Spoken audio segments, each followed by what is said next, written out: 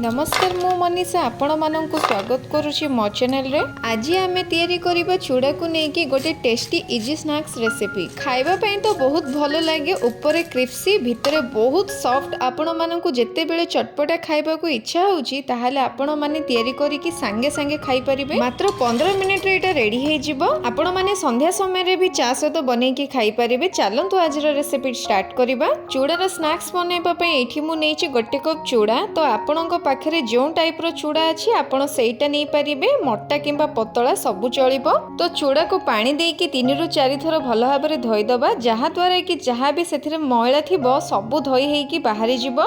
तो एबे देखंतु मु चूड़ा को धोई के आनी छि। एठी धोई हेथिबा चूड़ा को 2-3 मिनिट पय छाडी दबा, जेमिति हमर चूड़ा टिके बतुरिबो भल भाबरे। तो एठी देखंतु 2-3 मिनिट हेई गलानी, चूड़ा हमर भल से बतुरी जाई छि। तो एठी देखंतु मु गोटे बडो मिक्सिंग बाउल टी नै छि, मु सेथिरे चूड़ा को सब ढाली देबी। तो एबे आमे एई चूड़ा को भल भाबरे चकुटी नबा। तो एमितिरे चूड़ा बहुत नरम थाए, अति सहजरे चकुटी हे जिवो। चूड़ा को चकुटी सारला परे एठी मु छोट छोट 3टा सिझा आलू नै छि। सिझा आलू को एमिति मु ग्रेटर रे ग्रेट करके दे देबी। तो डायरेक्टली चूड़ा रे आलू को देकी चकुटीले भल से चकुटी हबनी, सेथिबे प्रथमे आपण अलगा चकुटी नेबे किंबा आलू को ग्रेट करि नेबे। एबे चूड़ा रे बाकी सब मसला को ऐड करिबा। प्रथमे दे दबा हाफ चामच हल्दी गुंडा, हाफ चामच लंका पाउडर। तो एबे ऐड करिबा चाट मसला चटपटा टेस्ट पई। जदि चाट मसला नै तो लेंबू रस गोटे चामच दे परिबे। तो एबे ऐड करिबा अदा रसुण पेस्ट गोटे चामच।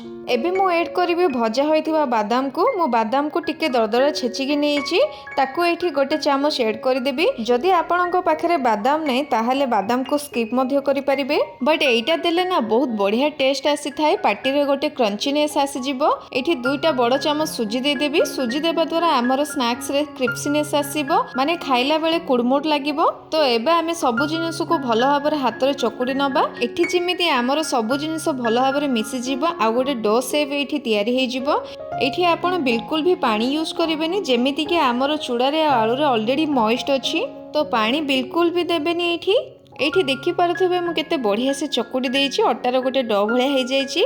एई स्टेज रे कोन करिवे, गोटे चामच लूण ऐड कर देबे। लूण को मु आगुरु देलिनी, एथि पय आगुरु लूण देइथिले हमर सबु जिनिस को पानी कर दै थांता। एठी मन रखिबे लास्ट रे लूण ऐड करिवे। भलो बास्ना पय मु एबे देइ देबी कस्तूरी मेथी। तापर भल भाबरे मिक्स करि दबा। जदि आपन को टिके पानिया लागिबो तो आपन कोन करिवे, 2 रु 3 चामच बेसन देइकि तापर ताकू टिके भल से चकुडी देबे। तो हमर डो एठी रेडी हे गला। एबे चलंतु छोट छोट कटलेट तयारी करिबा। आपण जो प्रकार शेप पसंद करूछन आपण से प्रकार शेप दे परिबे। आपण सिलिंडर शेप दे परिबे, ओवल शेप दे परिबे, राउंड शेप भी दे परिबे। मो एठी छोट छोट सिलिंडर शेप देछि।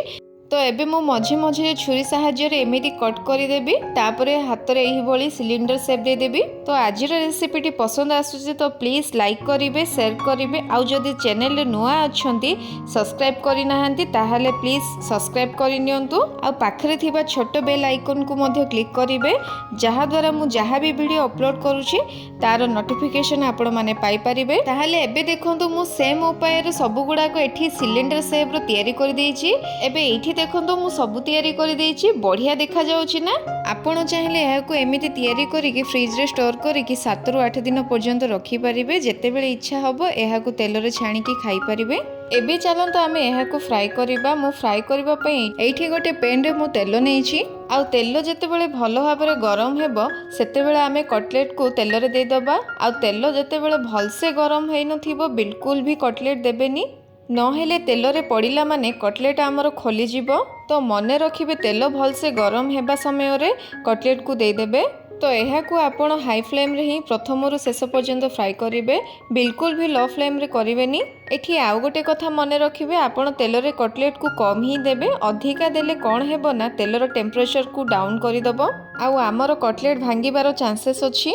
2 मिनिट पर देखिबे एटा हल्का गोटे साइड रे ब्राउन हेइ आसीछि। तो एबे मु चामच रे एहा को उल्टेई दोछि, जहा द्वारा कि आमर कटलेट चारिपट साइड रु बढ़िया से ब्राउन हेइ कि फ्राई हेइ जिवो। तो आउ टिके एटा फ्राई करिबा आमे। तो एबे देखंतु आमर एठी कटलेट पूरा पूरी फ्राई हेइ जाइछि, बढ़िया भाबरे कलर आसी जाइछि।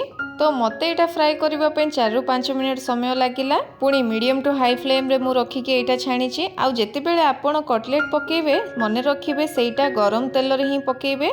एबे मु सबु कटलेट को गोटे प्लेट रे बाहर करदेवी। देखु केते बढ़िया से आमर कम समय रे एठी आमे तैयारी करदेले। सेम सेही प्रोसेस रे सबु कटलेट को फ्राई कर देछि देखंतु।